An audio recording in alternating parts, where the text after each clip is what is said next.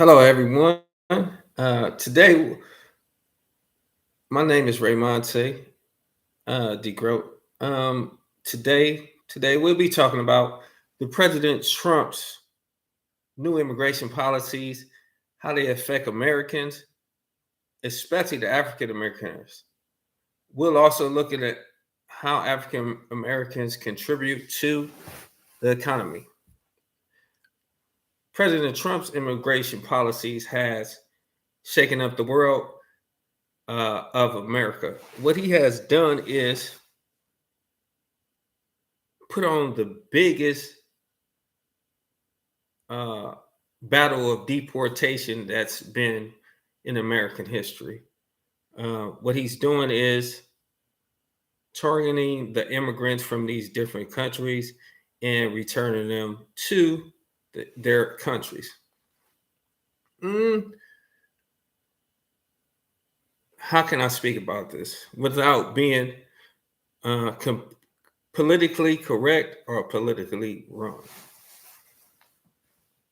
Okay, so we know by 2040 that Caucasians will end up surrendering from being the majority and becoming a part of a minority group by 2040.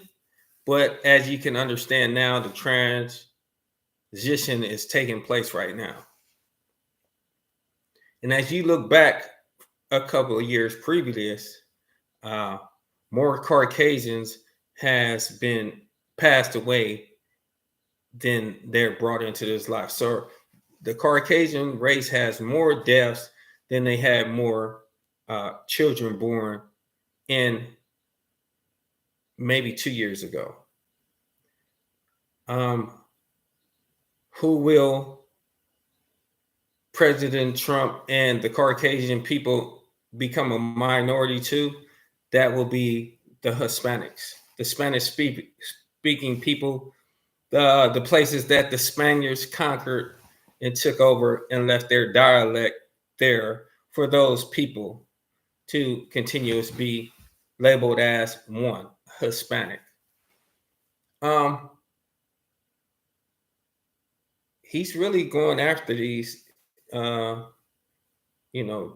groups of people, and I guess that may be the reason. If you're going to succumb to a group of people, uh, I mean, what will you do? Not succumb, but you will be now considered a minority fraction in the country that y'all, came and colonized, took over, and made it America. So, what other way to combat that is by trying to eliminate that race without killing them, and that's deportation. Um, is it? Uh, I guess that's the way he needs to go about it. As well, his reasoning behind it may be because um, these immigrants from these different countries, they're coming over here working, making money, but their means of currency is being transferred back to the countries that they're originally from, in which they're buying property, helping a family be established. So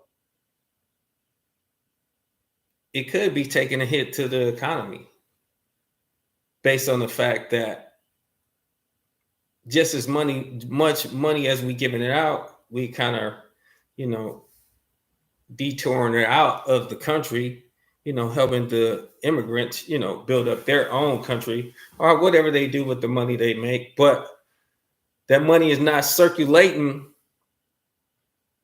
as much as it was, and consumers has gone down drastically, even with the, growth of so many people. I'm on here speaking because I want to know what role does the African American play in this? Like, do America need us? It seems like the Hispanic has made a cry out for us, this was on social media. I saw a couple things. Are is the Caucasian people underhandedly, positioning us to, be in a certain position? I believe, me personally, I believe we play a crucial role right now, especially in America. Um, it doesn't seem like we can organize ourselves, right? So I'm just thinking, like, in the event that God has said, well, I'm tired of you, the African American person struggling, and which way are we going to fix this? And I'm only saying this to say this because it seemed like America needs us as well. Um, One of the facts that I look at it upon, we are the biggest consumers. The money we make, we send that money right back into the economy, circulated back around because, we're buying things, we're spending money. We're not saving nothing, but we're spending money. Whatever we know it's going to get spent. And that could be an advantage for America itself. Because if you go back and look at the days and the times of the crack era, when younger African American men was thriving, based on the sales of crack cocaine. The economy was flourishing. And we were, and we still are, the biggest consumers in America. So why not place money in our hand?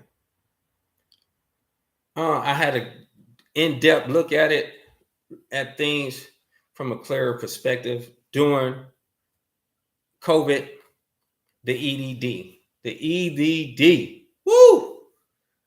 I saw a lot of money run through a lot of people's hands in a very short amount of time.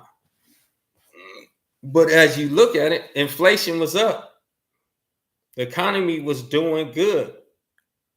When Black people had money and had the opportunity to spend money. And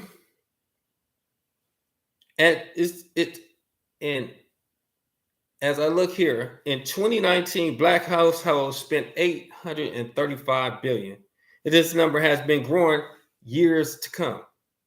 This means that African Americans are significant consumers, buying goods and services that help businesses thrive. So it's a fact that we spend money. And like I said, I saw a firsthand account during the EDD when younger men or younger people was coming across an abundance of money. And woo, man, those same guys is still, they coming back asking me to borrow money.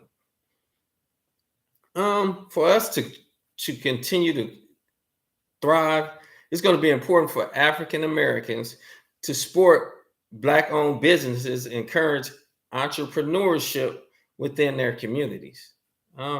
By doing so, they can help create jobs, build wealth, strengthen the economy through their economic influence. I don't want to be saying too much wrong because, it's an opinion.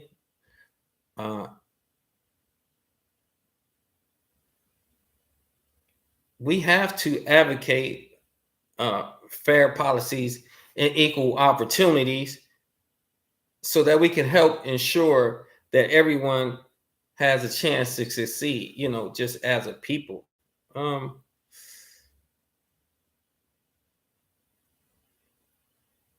It's even though while his policies present challenges, us as an African American community has the strength and an economic power to overcome them and continue to thrive. We have to support each other, continue promoting positive change, and we can definitely build a better future. We can definitely build a better future. Like I said, I'm bringing up this topic because I see the importance of us as a people. It seems like it's a public cry out, like a tug of war for, which side the African American go join, which forces we're going to join. And I think we need to, just stay us as a people, and don't join either side. Just stay within the middle. But even more so, I think as a people, we need to stop combating each other. I think we need to stop consider another black person as an enemy. And regardless if you'll never be friends, kind of look at him as a rival versus an enemy. Because when a person is a rival to you, you don't have to do anything to them. But like when the person is your enemy, it's like you have to do something to them. I just wish we can I hope we can, stop, battering each other as a people and find a way to not, we don't have to, become kumbaya. I think we just need to just, hopefully we can just not have issues with one another.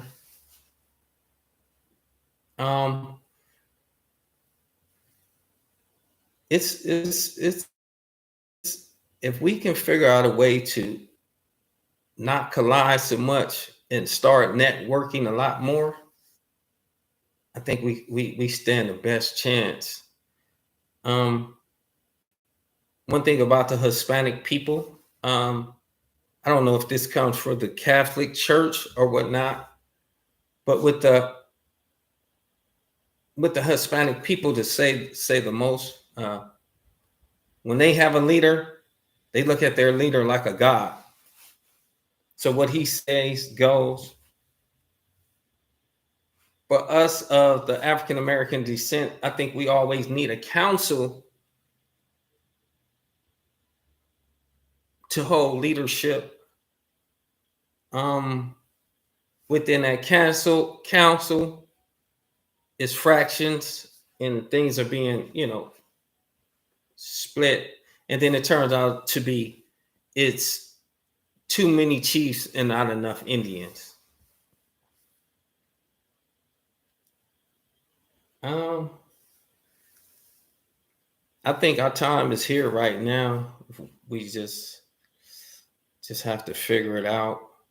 And that's not in a bad way. I hate that the Hispanic people is enduring the things that they're going through.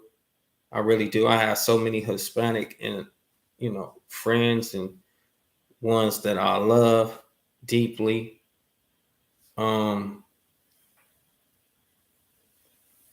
I pray that we can wake up one day and the world will be satisfied. We can be with who we want to be with, where we want to be at.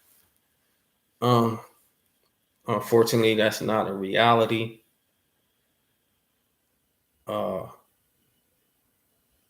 This has a tendency to be an atrocity, but without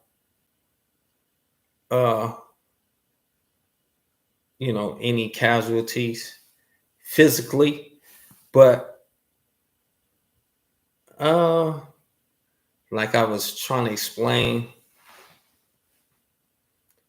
I think he's going to lock these people up until he's done. He's going to send them to these countries. And I see that the private business sector is back open, and this is going to create a lot of revenue. And like I said, the African American people, we don't make up the amount of numbers they need. So, the Hispanics, I think they're gonna lock them up like a lot more than they did the African Americans, because there's only so many of us. I think we only make up 12% of the country. I think we definitely need to educate ourselves. We need to become more artificially intelligent. using the Chat GPT.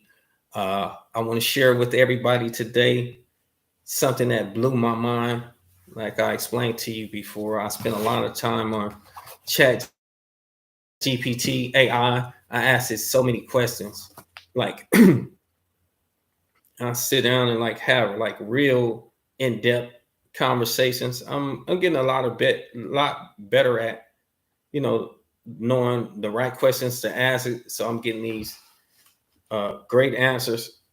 But today or the last couple of days, I just started using it today. The Asians, the Chinese just created an artificial intelligence called DeepSeek. Oh my goodness. I mean, this thing is amazing, like super amazing. Um, I hope y'all might have got into my conversation. I might have left some parts unclosing, but please go in the comments. I love the feedback. Um, until then, make sure you hit that like button and do me a favor and become one of my subscribers. Uh, the more I do it, more I learn about it, the better I'm gonna get. I pray that I didn't say anything to offend nobody. I'm just speaking my opinion. It's not a fact. Uh, I'm open for conversation, and thank you again, and I appreciate it. Hit that like button, join my subscribers, and definitely give me a comment on what you think or what you want to discuss.